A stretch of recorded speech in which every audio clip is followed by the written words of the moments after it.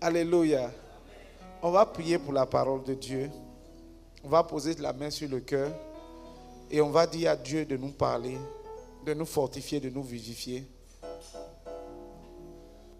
de nous relancer. Alléluia. Prions. Seigneur, nous voulons que ton onction soit sur la prédication et sur nos cœurs. Et nous voulons une bonne atmosphère pour la prédication. Et je commande au nom de Jésus que tout soit OK. Merci pour la parole prophétique. Merci pour la voix de Dieu. Au nom de Jésus. Merci de bénir ton peuple. Merci de bénir ta parole. Et merci de nous conduire dans une autre dimension. Au nom de Jésus. Amen.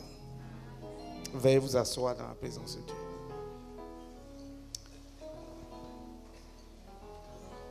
Est-ce qu'on peut dire ensemble, j'aime ta parole, équipe de louange, une seconde. On peut interpréter ça ensemble. J'aime ta parole. Non, elles ont bien fait de partir, elles sont réactives, c'est bon. Il faut deux frères dedans. Il faut des frères, il faut des voix masculines, il faut te débrouiller. Amen.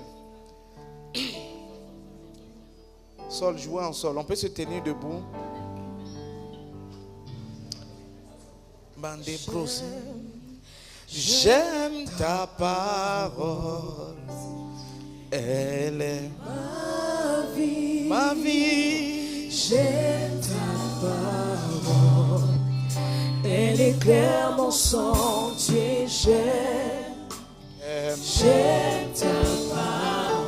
ta parole. Elle est ma vie. J'aime ta parole. Elle éclaire mon sentier. Encore une fois, j'aime. J'aime ta parole. Elle est ma vie.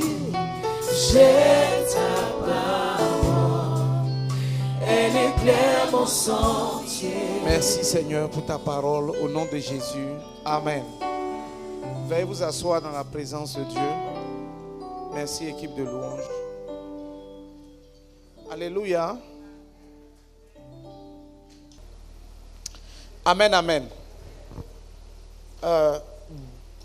Dimanche dernier, c'était le dimanche de Pâques. Et nous avons parlé des 7 grâces de la Pâque. Ce message est très très profond. Je vous encourage à l'écouter et à le réécouter. 7 bénédictions qui viennent de la Pâque, de la grâce de la Pâque.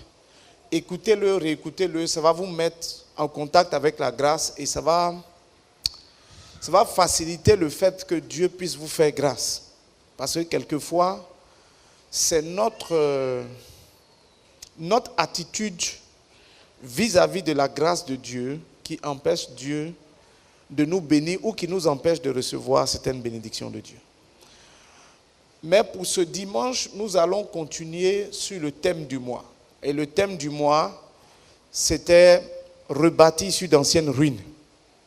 Qui s'en souvient? Rebâtir sur les ruines. Et le dimanche passé, nous avons parlé de relever des fondements antiques, des fondements générationnels. Et on a introduit le sujet, j'ai décrit ce que c'est que les fondements générationnels. Et le point le plus important, c'est qu'il ne faut pas essayer d'avancer alors qu'on a des fondements qui sont mal posés. Amen. Si tu essaies d'avancer, les fondements vont te rattraper. Donc, il y a un aspect de prière sur ce sujet, mais on aura ce temps de prière dans le mois de mai. On aura un camp en mai. Le camp qui devait avoir lieu à Pâques, ça va avoir lieu en mai. Un grand camp ouvert où on va prier pour traiter les fondements. Maintenant, aujourd'hui, nous allons parler de réparer les brèches. Alléluia.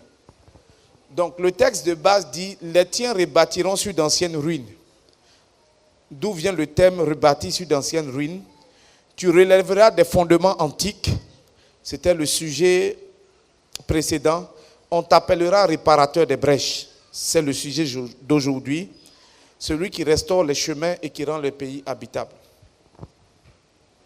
Lorsqu'on parle de brèche dans une maison ou dans un bâtiment, on parle de fissure. On parle d'ouverture qui se crée dans le mur et qui favorise la dégradation d'un bâtiment. Si ces fissures ne sont pas traitées à temps, au fur et à mesure, avec le temps, ces fissures s'élargissent, où qu'elles soient, et elles entraînent une dégradation et elles mettent le bâtiment en ruine. Et de la même façon, il y a des choses qui ressemblent à des fissures dans nos vies, des ouvertures, et qui, lorsque ces ouvertures ne sont pas refermées avec le temps, qui produisent la dégradation de nos familles, que ce soit des familles simples, père, mère, enfants, ou des grandes familles, ou des foyers, ou tout ce qui est famille, même la famille de l'Église. Alléluia. Amen. Et c'est quoi ces brèches qui, si on ne fait rien, détruisent? Ces brèches-là, ce sont les conséquences des différentes situations qu'on a dans nos relations. Amen. Quelquefois, il y a des différends, il y a des crises, il y a des conflits.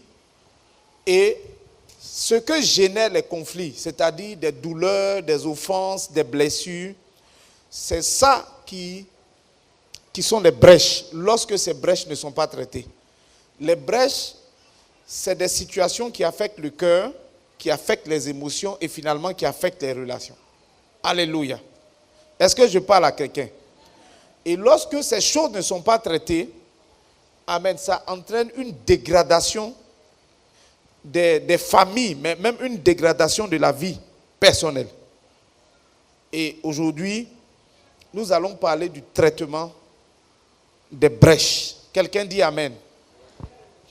Quand nous lisons le Nouveau Testament, on se rend compte que une grande partie des malheurs en ce qui concerne les enfants de Dieu viennent des relations.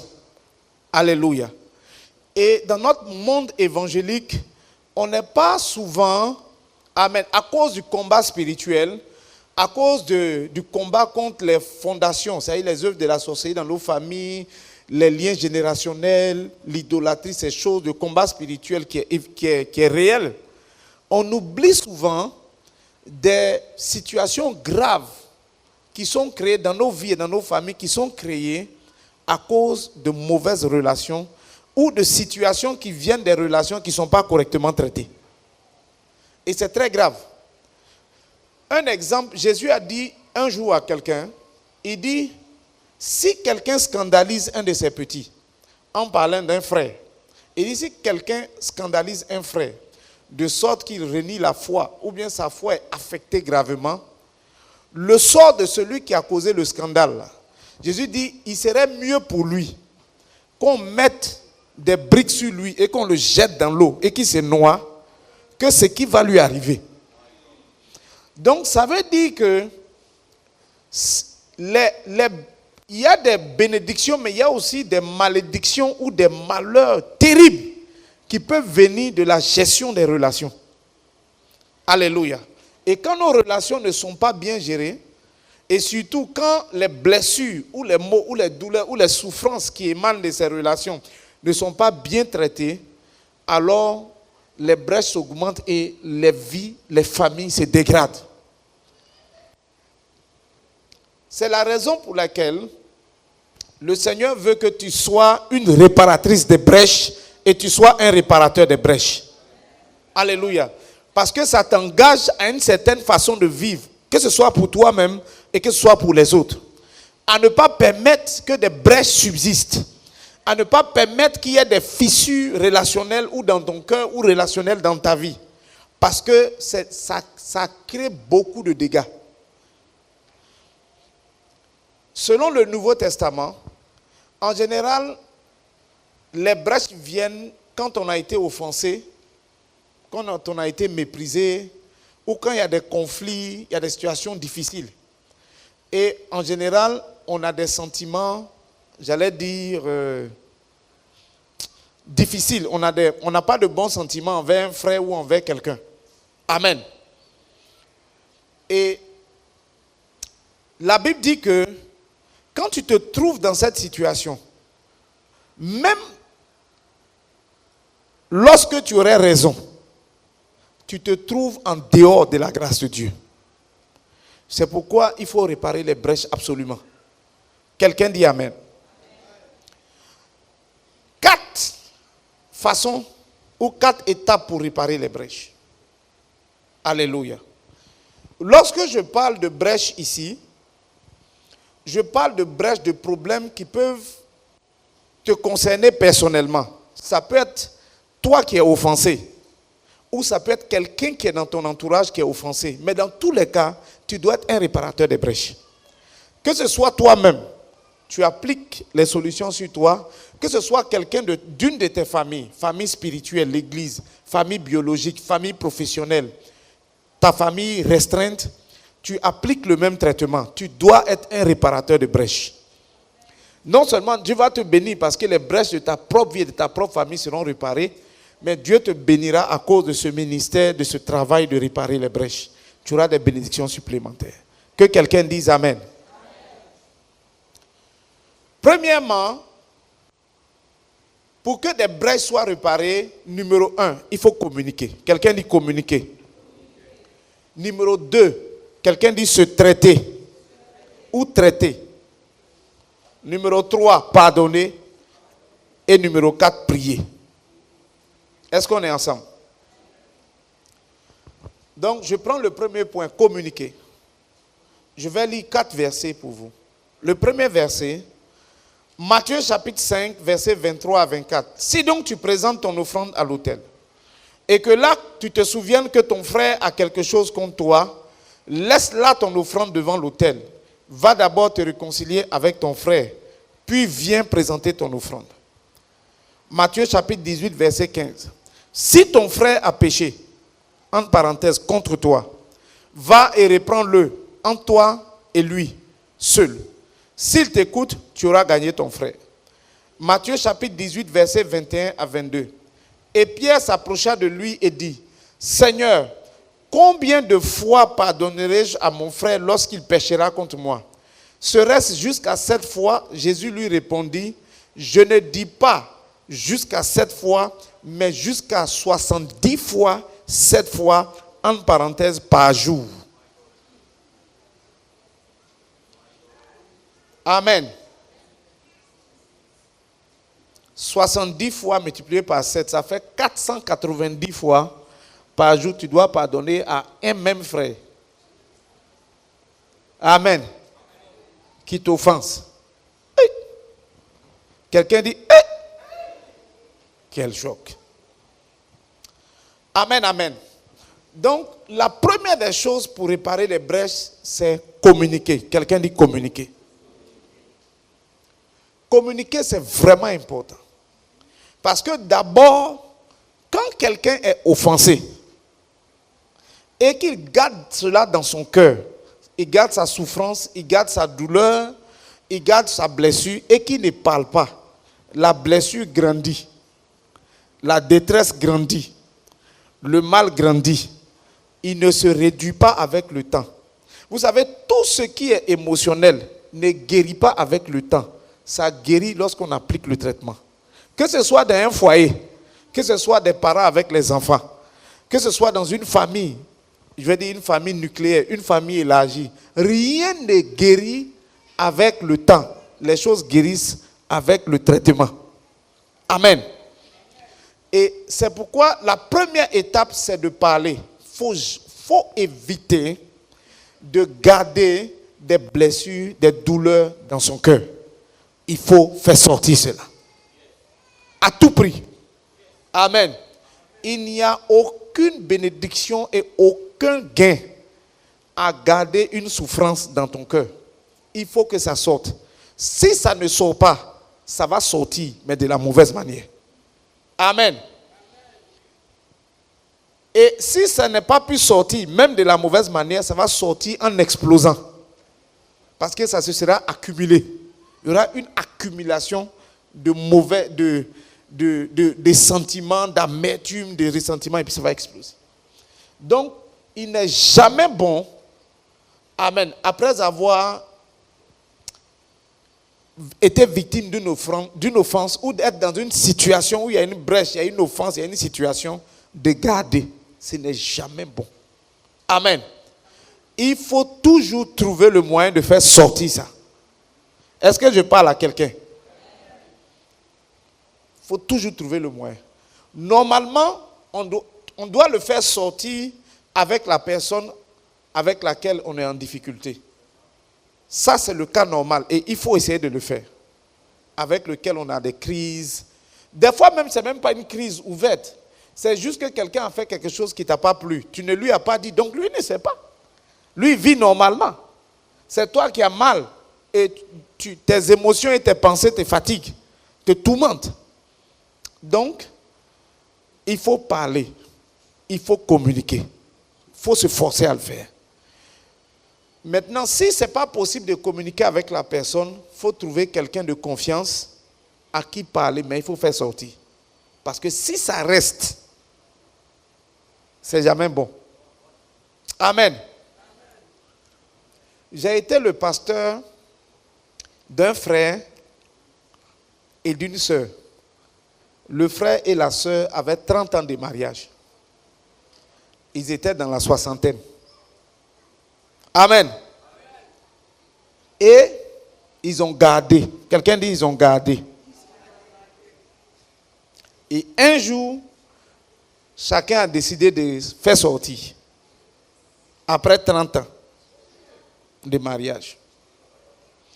Donc quand le monsieur est venu me voir, un monsieur d'une soixantaine, c'est là qu'il a sorti. Il dit, pasteur, il faut que tu te dises la vérité. Tu vois ta maman là? C'est une vraie sorcière. Amen. Voilà. C'est-à-dire, à force de garder, réfléchir, voir tous les angles, on ne voit jamais bien. Il dit, je te jure que c'est une véritable, authentique sorcière avec laquelle je suis marié. Amen. Elle aussi ayant gardé aussi. Le jour où elle a trouvé quelqu'un, c'est-à-dire il ne se parle pas, pour se décharger, et c'était moi, elle est venue dire, papa, pasteur, elle dit, tu vois ton papa là, je vais te dire la vérité sur lui. C'est un monsieur, il est possédé. Très possédé même, où il est rempli. Il faut que je te dise la vérité. Ça fait 30 ans que je vis avec lui. Ce que je te dis là, c'est les faits. Amen. Mais pourquoi? Parce que la communication ne passe pas. Soit ils n'ont pas communiqué, soit ils communiquent mal, mais à la fin de la journée, certainement, les problèmes de fond n'ont pas été traités. Donc ça empire. Amen. Jusqu'à se rentrer dans la sorcellerie. Sans que quelqu'un soit sorcier et ne sorte de son corps la nuit. Est-ce que je parle à quelqu'un? Donc, il faut toujours communiquer. Toujours. Alléluia. Il faut faire sortir. Que ce soit ton frère qui ait quelque chose contre toi, ou que ce soit toi qui ait quelque chose contre ton frère, il faut communiquer. Il ne faut pas garder. Est-ce que je parle à quelqu'un? Amen. Dans la fermeture des brèches, on a deux options. Il y a deux choix. Amen. Ou deux options. Soit tu cherches à avoir raison, soit tu cherches à avoir la paix et la solution. Tu ne peux pas avoir les deux. Tu dois choisir. Amen. Et dans les relations, c'est comme ça. Que ce soit les relations rapprochées.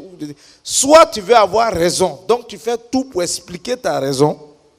Soit tu veux la paix. Ce qui est sûr, tu auras un des deux, mais tu n'auras pas les deux.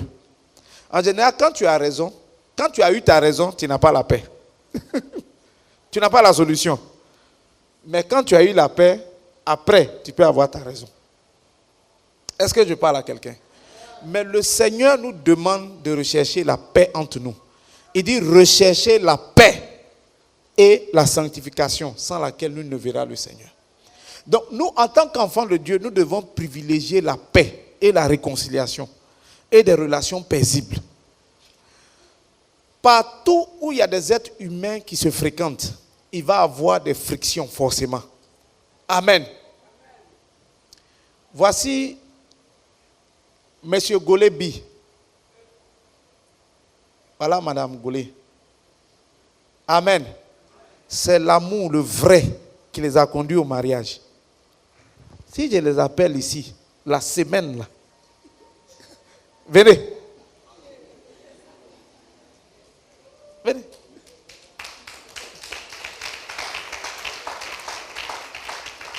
Ça dit c'est frais encore. C'est frais. Le mariage est frais. Ça dit quand tu vois même, tu sens ça. La partie où c'est doux là. Hein? Mais moi, il a déjà dépassé ce niveau là. C'est une autre dimension. Amen. La semaine, cette semaine là, aujourd'hui on est son dimanche. Vous n'avez pas fait palabre dans la semaine. Petit palabre. Je n'ai pas dit la semaine passée. La semaine passée. Non, la semaine là. De lundi jusqu'à aujourd'hui dimanche. Il y a eu un peu. Amen. Donc, amen. Vous avez les femmes, elles disent la vérité. Le garçon, il va dire non, ce qu'elle va. Voilà, ça c'est les hommes. Il va dire non, ce qui est sûr, tout va bien. Elle dit la vérité. Amen. Que Dieu vous bénisse. Allez vous asseoir. Donc, quel que soit le lieu, que ce soit dans une famille, que ce soit à l'église, que ce soit au travail, peu importe le lieu où on est en groupe, il y a beaucoup de personnes, il va y avoir des frictions forcées. Amen. Donc, les frictions, ça ne doit pas étonner. Amen. Voici un vieux couple. Monsieur et puis Madame Zagouri. Bon, elles, peut-être, ils ont fait la guerre d'Indochine même. Fait pour le Vietnam, tout ça là. Ils sont là. Amen. Les vraies guerres. Et puis après, on a éteint les conflits. Amen. Donc, ce n'est pas étonnant et ça ne doit pas surprendre quelqu'un qu'il y ait des frictions à l'église ou dans la famille. Ou qu'il y ait des frictions dans nos familles. Quelqu'un a fait quelque chose qui est mal, etc., etc. Voilà, il y a des frictions. Non. Parce qu'on est tous des êtres humains. Mais le point, c'est que pour pouvoir tuer ça, il faut commencer par communiquer. Parler. Amen. Il ne faut pas garder ses sentiments, ses frustrations, ses offenses et ses blessures et tout ça dans le cœur. Amen. S'il y a des fiancés ici, notez ce que je suis en train de dire. Vous aurez un mariage paisible. Amen. Donc, dans le fait de communiquer, même quand c'est toi qui as mal, et j'ai dit qu'il faut partager, tu dois expliquer, amen, ce que tu vis, mais sans crier et sans accuser. Quelqu'un dit sans crier, sans accuser et sans répliquer. Je ne sais pas si on se comprend. Parce qu'il y a des gens, comme on a dit de parler, quand il va venir, chérie, en tout cas, tu as été méchant et très mauvais, ce que tu as fait là. Quand tu commences comme ça, là, ça ne va pas aller quelque part. Parce que ça, c'est une accusation. C'est-à-dire, tu n'es pas en train de dire non, tu dis, mais comment tu peux faire des mauvaises choses comme ça? Ça commence mal. Amen. Tu expliques ce qui s'est passé. Hier, on était ensemble, tu te rappelles, on était là, on a fait ceci, on a fait cela, tu as dit quelque chose. En tout cas, ça m'a fait mal. Ça, c'est simple. Alléluia. Est-ce que je parle à quelqu'un? Je suis en train de diminuer les problèmes comme ça. Je suis en train de diminuer les problèmes. C'est simple. Ça m'a fait mal. Ça, c'est, tu expliques. Sans accuser, sans répliquer et sans crier. Amen. Après l'explication, tu dis ton ressenti. Tu présentes ton ressenti. En tout cas, ça m'a fait vraiment mal. Je n'ai pas vraiment apprécié, je n'ai pas dormi la nuit, etc., etc. Est-ce que je parle à quelqu'un? C'est simple, non? Voilà. Et puis après échange, s'il y a une proposition que tu peux faire, tu l'as fait. Hein? Un exemple. Il faut que j'appelle des couples mariés ici, ils vont nous donner un exemple. Ou bien? Non, en général, si tu veux, en général, quand quelqu'un a mal, écoutez-moi très bien, quand quelqu'un a mal, que ce soit toi ou quelqu'un d'autre, si c'est toi, il faut amortir. Je vais expliquer. Si c'est toi qui as mal, la bonne manière de venir parler, ce n'est pas de commencer en criant ou de commencer en accusant l'autre. C'est de commencer en expliquant simplement la chose et en disant la douleur que tu as eue dans ton cœur. Lui-même, il va faire son analyse pour dire, ah, vraiment, excuse-moi, je ne savais pas que tu avais pris ça comme ça. Amen. Mais dans les relations humaines, quand on a mal, souvent on vient parler avec nos émotions. Et quand on vient parler les émotions, là, c'est trop fort. Le message que ça donne là, c'est un message de tu ne souffres pas, tu es venu te venger. Et comme tu es venu te venger, c'est-à-dire, comment tu commences règlement de conflit par tu es mauvais? Ce que tu as fait là, on ne fait pas ça. Quand même, on est mariés depuis longtemps et puis tu fais des choses comme ça. Toi aussi. Et là, il ne va rien dire.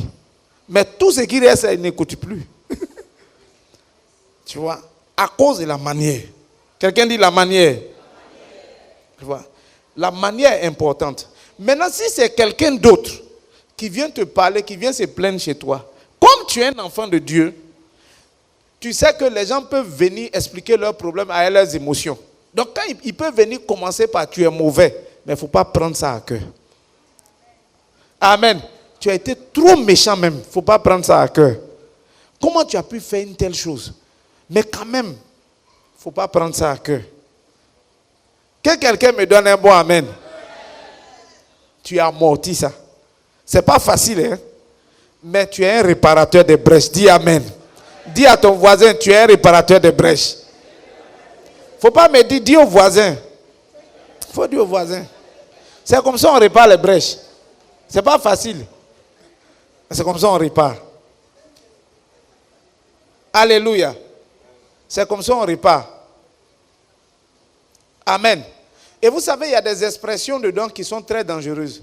Quand tu dis à quelqu'un tu es méchant ou bien tu es mauvais, en fait, ce que tu dis là, ça dit, ce que tu veux dire là, c'est que tu as été méchant dans ce que tu as fait. Mais quand tu dis à quelqu'un tu es méchant là, lui il se dit que depuis le début jusqu'à la fin, c'est le verdict que tu donnes sur son comportement. Donc en même temps aussi, lui aussi dit, avec tout ce qu'il t'a fait là, c'est ça qui est mon bilan. Et puis l'affaire ne finit pas. Est-ce que je parle à quelqu'un? Donc premièrement, communiquer, mais communiquer avec sagesse. Expliquer simplement, expliquer son ressenti, partager son ressenti. Et puis après, si à la fin, on dit, ah vraiment, je ne savais pas que tu avais pris la chose comme ça.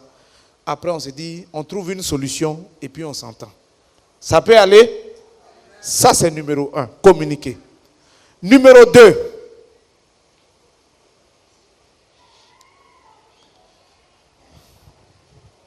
2, c'est se traiter. Alléluia. Quelqu'un dit se soigner. Soigner quelqu'un ou se soigner soi-même. Dans le psaume 23, verset 3, il est dit, il restaure mon âme. L'Éternel restaure mon âme et il me conduit dans les sentiers de la justice à cause de son nom. Qu'est-ce qui est en train d'être dit dans ce verset? C'est que si l'âme de quelqu'un n'est pas restaurée, il ne peut pas être conduit à faire ce qui est juste. Non. Quand quelqu'un a mal, il se sent blessé, c'est difficile de faire ce qui est correct. Parce que la blessure, la douleur, l'offense, c'est fort. Amen. C'est fort.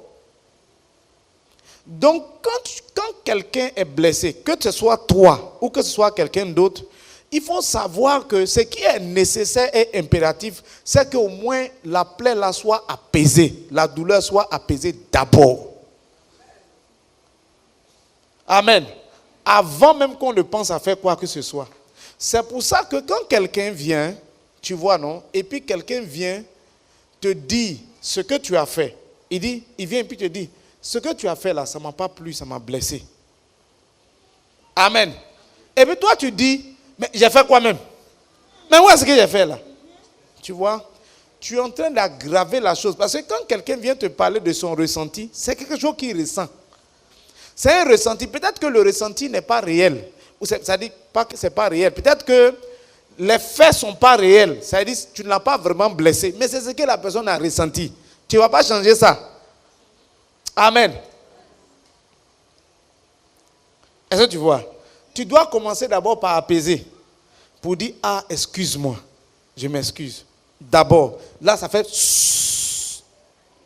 Amen. Maintenant, tu peux dire à la fin, ah, mais c'est pas ce que je voulais dire, ou bien c'est pas ça que je pensais, ou bien j'ai juste dit ça comme ça. Mais si tu n'apaises pas et que tu veux expliquer, parce que c'est toi qui es scientifique et c'est toi qui es logique, et puis tu veux chercher la raison, l'affaire ne va pas finir.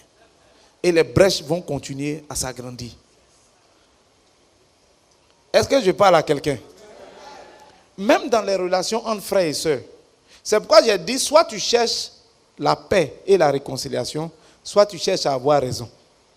La réaction de, je t'ai dit quoi même? Où est-ce que j'ai dit là? Ça là, je ne t'ai pas insulté. Si je voulais t'insulter là, j'allais t'insulter vrai. Mais ce que je t'ai dit là, je ne t'ai pas insulté encore. Amen. J'ai dit quoi? Est-ce que vous comprenez? Quand quelqu'un a mal, il a mal. Même si tu penses que tu n'as rien fait de mal, il faut le consoler d'abord. Il faut apaiser. Quelqu'un dit apaiser. Est-ce qu'on se comprend? Donc que ça soit toi-même ou que quand c'est toi-même, cherche à être apaisé. Parce que quand le cœur n'est pas apaisé et puis on vous met en situation de règlement de conflit, hey, ça devient autre chose. Ou bien si c'est le cœur de quelqu'un qui n'est pas apaisé, qui est dans ta maison, qui t'est proche, essaie d'apaiser d'abord. Des fois, ce n'est pas celui qui a mal qui a raison. Forcément. Quelqu'un peut avoir faim. Il est venu à l'église. Il s'est réveillé. Il voulait manger. L'heure du culte est arrivée. Il est arrivé à l'église. Il a faim. Son visage même est serré. Il a faim. Il t'a salué comme bonjour rapidement. Toi, tu dis, voilà, il a recommencé encore. Il me salue et sa tête. Ça, il dit, à l'église ici, les gens, ils ne respectent pas. Tu vois. Oh, le gars, il a faim. Ça ne te concerne même pas. Amen. Il a son problème là, c'est ça qui le fatigue. Donc, il a non seulement son problème, plus toi, tu es venu ajouter pour toi dessus. Parce que tu as interprété une situation. Tu vois. Si tu n'en parles pas, communication, l'affaire même qui n'est rien, il n'y a même pas d'affaire, va devenir grave. Amen. Est-ce que tu vois? Et si tu en parles, que tu en parles doucement, l'affaire va se régler facilement. Il y a beaucoup de conflits graves, mais beaucoup de choses peuvent se régler par des choses simples. Amen. Dans lesquelles il nous faut seulement un peu de sagesse, un peu d'humilité et puis un peu de contrôle de soi. Que quelqu'un me donne un bon amen.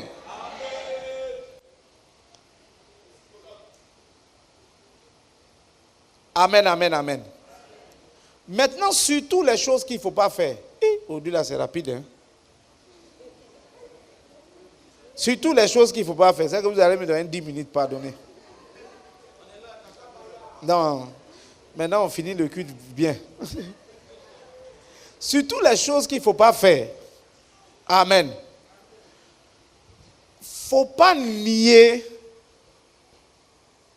le mal. Amen. Se nier à soi-même ou se nier à l'autre. C'est-à-dire, ton cœur te fait mal.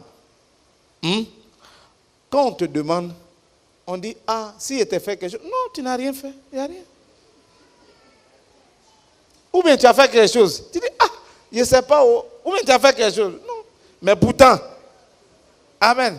Non, il n'y a rien. Il n'y a rien. Non, il n'y a pas de souci. Il n'y a pas de souci. On continue. Il n'y a pas de souci.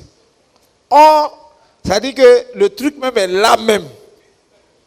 Colère, l'amertume est là même. Mais il dit non, il n'y a pas de souci. Ça, c'est le déni. C'est-à-dire le fait de ne pas... Soit tu ne reconnais pas, soit tu crois, tu te forces à croire que tu n'as pas mal. Il y a des gens comme ça. Amen. Ils se forcent à croire qu'ils n'ont pas mal alors qu'ils ont mal. Amen. Le problème de ça, c'est que ça va exploser un jour. Ça va exploser un jour. Est-ce que je parle à quelqu'un? Ça va sortir un jour, mais ça va mal sortir. Amen. Donc, il faut essayer de se traiter. Et le fait de communiquer, c'est la première partie. Faire sortir. C'est la première partie de se traiter. Il ne faut pas nier. Et puis, il faut se traiter. En général, beaucoup d'hommes, dans les relations, ils aiment dire, oh, pas de souci, ok. Il dit, ok, ça passe. Amen. En général, les hommes laissent tomber facilement. Mais il y a un petit piège aussi. Quand ton cœur n'a pas laissé tomber, il ne faut pas faire comme si tu as laissé tomber. Amen. Il faut traiter le problème. Est-ce que je parle à quelqu'un? Est-ce que je parle à quelqu'un? Si on fait ça là, la grâce sera sur nous. Alléluia. La grâce sera sur nous. La grâce sera sur nous. Troisième action, pardonner. Quelqu'un dit pardonner.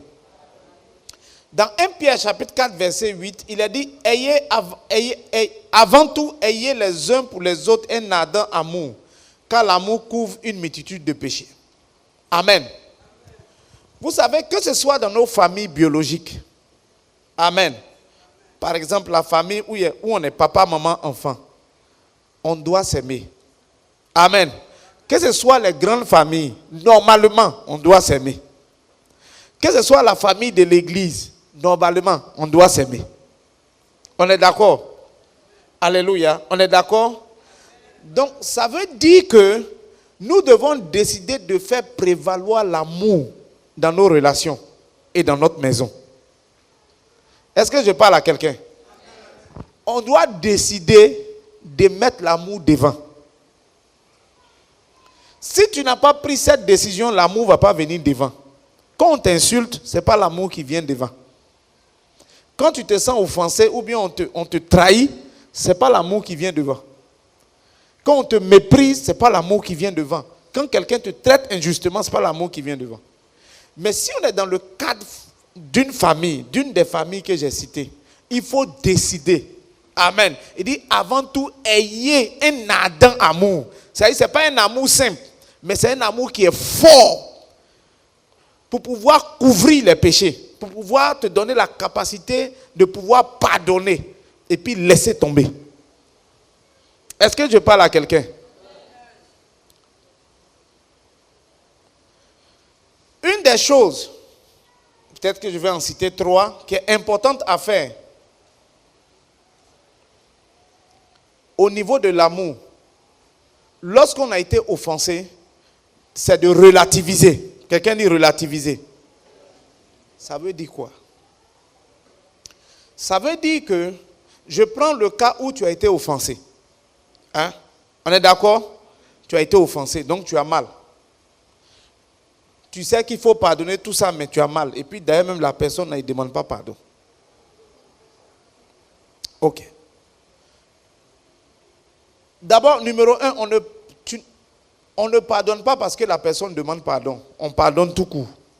Parce que Dieu nous demande de pardonner. Jésus a dit, soyez miséricordieux comme votre Père Céleste est miséricordieux. Maintenant, je dis ceci. Il faut relativiser parce que toi-même, tu es assis là. Tu es le fruit du pardon de plusieurs personnes. Si aujourd'hui tu es là, il y a plusieurs personnes qui t'ont pardonné. Dieu t'a pardonné. C'est pour ça que tu es assis à l'église. Sinon, si on regarde ton casier judiciaire, spirituel, tu ne peux pas t'asseoir ici. Même dans la cour, tu ne peux pas t'asseoir au parking même. Tu es assis sur le goudron là-bas. Amen. Jésus t'a pardonné. Toi-même, tes parents même ont usé de miséricorde et de pardon envers toi, tes propres parents. Sinon, l'ensemble des bêtises qu'on a faites. Amen. On ne serait pas là. On a été pardonné. C'est le pardon des gens qui a fait qu'on est ici aujourd'hui. Et qu'on est quelque chose. Il y a des gens qui nous ont pardonné. Ils ont eu pitié de nous. Donc pourquoi toi tu ne veux pas pardonner? Amen. Parce que dans ce sens maintenant, ton manque de pardon à cause de la douleur devient de l'ingratitude vis-à-vis de Dieu et vis-à-vis de toutes les personnes qui t'ont pardonné et vis-à-vis même de ta propre vie. Est-ce que je parle à quelqu'un? Tu dois relativiser. Moi-même, on m'a pardonné. J'ai fait des bêtises. Amen. J'ai été pardonné. Il y a beaucoup de gens ici. Amen. C'est des anciens criminels, femmes comme garçons. Il y en a qui ont 2 avortements, 3, 4 au palmarès, tout ça là. Ils sont assis à l'église ici, on est assis ici. Amen. C'est la miséricorde de Dieu. C'est vrai ou c'est faux? C'est vrai ou c'est faux? Amen. Il y en a, si tu fouilles depuis, à partir de 10 ans, ils ont volé l'argent de leur papa. Il y en a qui ont vendu les affaires. Il y en a même qui ont volé. Au premier culte, je disais, mais il y a des dames. On ne peut pas dire ce qu'elles ont fait là-bas. Ce n'est pas joli à voir. Elles ont volé les sous-vêtements de leurs camarades. Mais tu es assis à l'église ici. Amen. Dans le milieu des jeunes filles, ça c'est quelque chose qui est courant. Dans les internats, dans le milieu des jeunes filles, c'est quelque chose qui est courant. Amen. Ça dit ça, mais on ne peut pas dire, c'est pas joli, mais comme ma bouche aussi est truc, c'est ça. Voilà.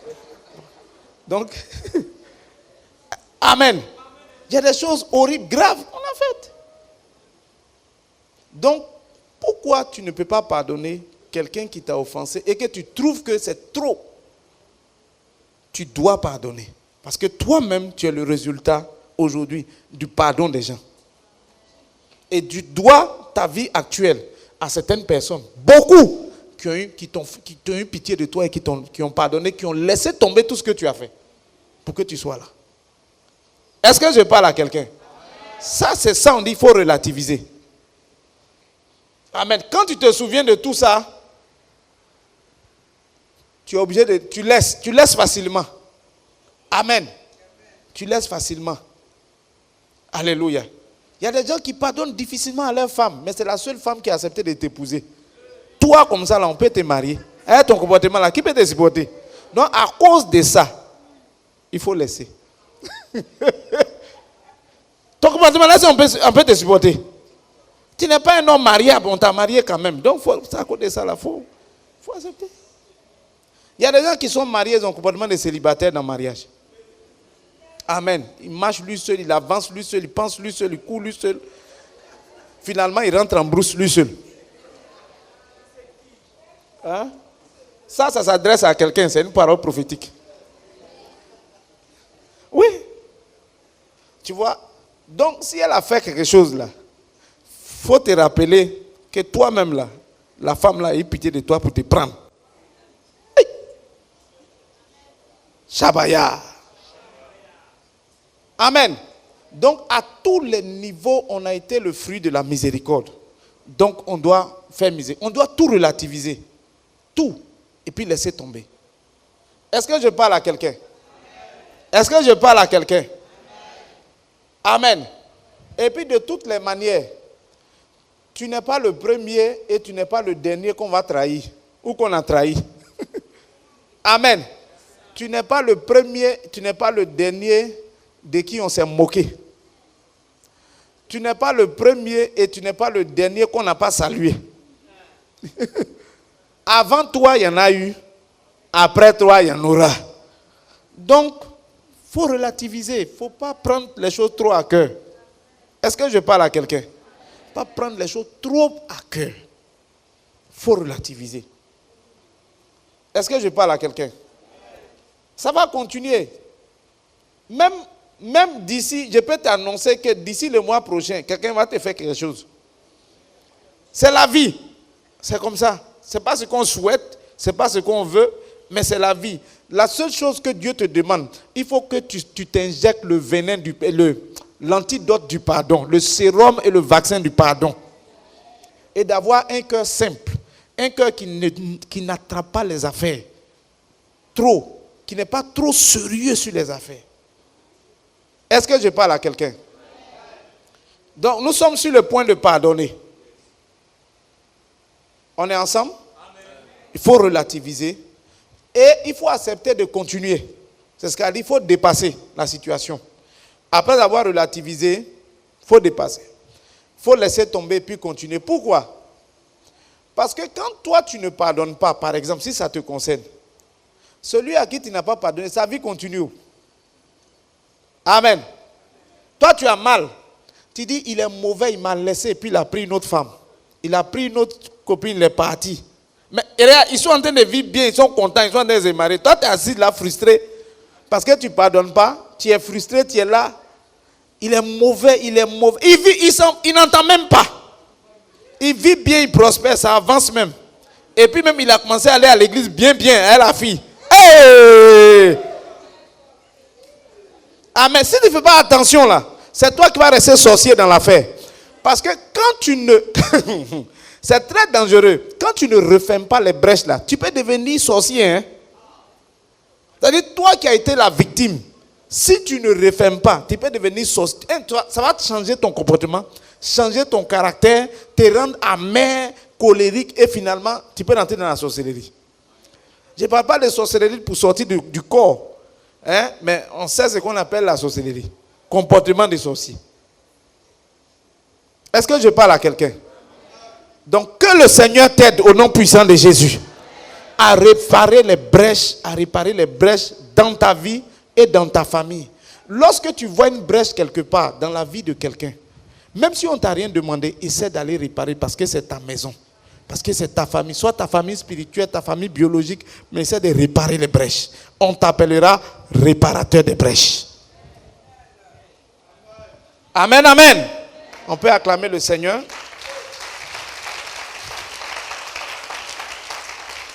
La dernière chose, c'est la prière.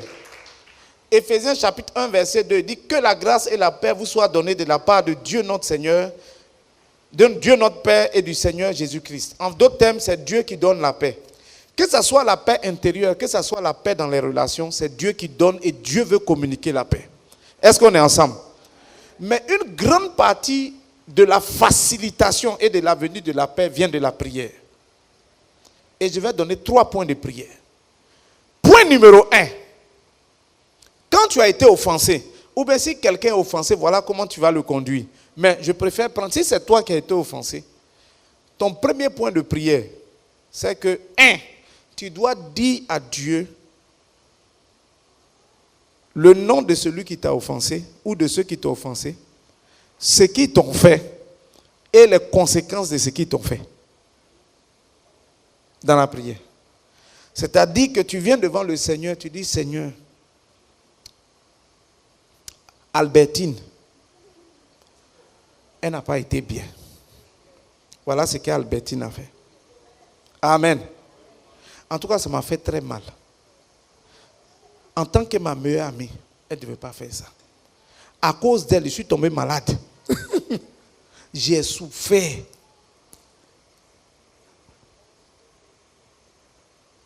Robert a menti sur moi. Il a sali mon nom partout. J'ai mal. Et à cause de ça, les gens me voient comme un menteur, comme un voleur. Alors que ce n'est pas vrai. Est-ce que vous comprenez ce que je dis? Dans cette étape de la prière, il ne faut pas être pressé. On n'est pas pressé. Tu prends les noms, les offenses et puis les conséquences. Et tu prends le temps. Tu dis, c'est comme si tu vomissais. Tu dis tout. En fait, pendant que tu es en train de faire cette prière-là, c'est comme si ça réouvre les plaies encore. C'est comme si ça ouvre la plaie. Et c'est normal que ça soit ouvert. Parce que Dieu veut appuyer, faire sortir le pu qui est dans la plaie. Une plaie dans laquelle il y a le pu et puis c'est refermé au-dessus. Ça ne guérit jamais. Amen. Jamais.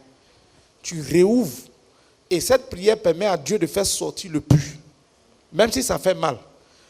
Quand tu fais ça, que tu sois en train de pleurer, tu sois en train de crier, il faut mettre Kleenex à côté. Mais continue. Amen. Tu peux aider aussi quelqu'un à le faire. La même manière. Ça va l'aider. Est-ce que je parle à quelqu'un? Quand tu as fini de faire cette première prière qui prend le temps, la deuxième prière, c'est de demander à Dieu la force de pardonner. Et pardonner en même temps. J'explique. Seigneur, donne-moi la force de pardonner. Et puis tu dis, je pardonne. Et puis tu dis, je pardonne à Albertine ce qu'elle a fait. Elle m'a mis ici, elle m'a mis ici, elle a fait ça, elle a fait ça. Voilà ce que j'ai vécu. Je pardonne. Amen. Et j'explique quelque chose. Le pardon, ce n'est pas une émotion, c'est une décision. Toute toute personne, quand on pardonne, là, on ne sent pas le pardon. On sent la douleur. On n'a pas envie de pardonner. Mais on pardonne parce que le pardon est une décision qu'on prend. Parce que c'est la parole de Dieu et parce que c'est ce qu'on doit faire. C'est quand tu finis de décider de pardonner et que tu pardonnes que ton cœur suit. C'est-à-dire tes émotions suivent maintenant la décision. Ton cœur devient paisible. Mais si tu attends que ton cœur soit prêt pour pardonner, avant de pardonner, tu ne vas jamais pardonner. En tout cas, tu ne vas pas pardonner vite. Et plus tu dures avant de pardonner, plus toi-même tu te mets sous la disgrâce. Alors que peut-être tu as raison. Mais tu t'enlèves de la grâce de Dieu. Donc, tu demandes la force de pardonner et tu pardonnes. Et tu pardonnes aussi un à un. Offense après offense. Est-ce que je parle à quelqu'un? Il y a certains qui voient leur tante déjà. Elle n'a pas été bien. Alléluia. Et puis tu fais ça, doucement, doucement. Si tu ne fais pas ça, non seulement tu es privé de la grâce de Dieu, mais tu vas générer dans ton corps des maladies qui ne devaient pas être là. Tu vas générer des problèmes spirituels qui ne devaient pas être là. Amen. Et tu vas te fermer de la grâce de Dieu, même le fait d'évoluer dans la vie. Or, tu as raison. Donc, avoir raison n'est pas une raison pour ne pas pardonner.